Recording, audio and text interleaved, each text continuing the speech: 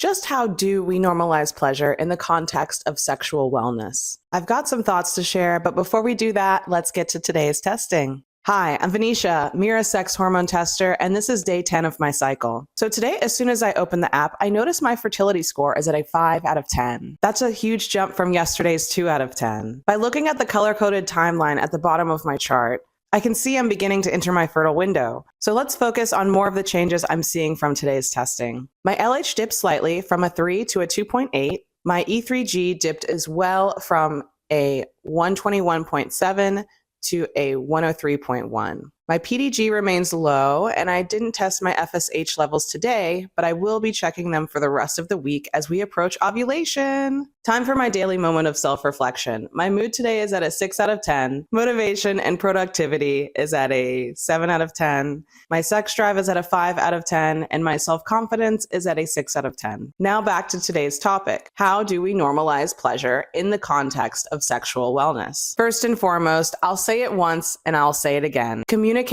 is crucial when it comes to dissolving the many stigmas and taboos around sexual pleasure. I'd like to pose some questions to consider in order to start the conversation. What are your beliefs about sex? Where did you pick these up from? Parents, caretakers, teachers, media? From there, it's important to recognize what you want sex to be for you, and pleasurable should definitely be on the top of that list. But in order to feel pleasure, it's incredibly important to feel good and feel confident with yourself. Sex can be empowering, and with enough self-awareness and the right resources, it gets easier to relax and find enjoyment through sex. Learning about our bodies allows us to understand our desires and boundaries around sexual encounters. Learning about arousal, erogenous zones, and various types of sexual activities is just not part of the type of education people receive when they're given the sex talk.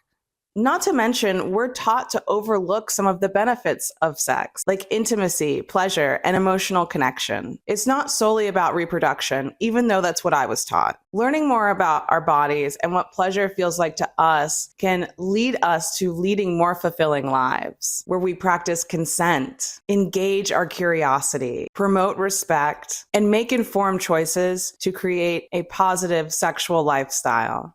I'd love to see more avenues and resources for sexual education that promote pleasure and foster a more accepting environment for everyone, no matter their gender, orientation, or sexual preference. Take the time to learn about your body, discover what you like, and talk about it with your sexual partners.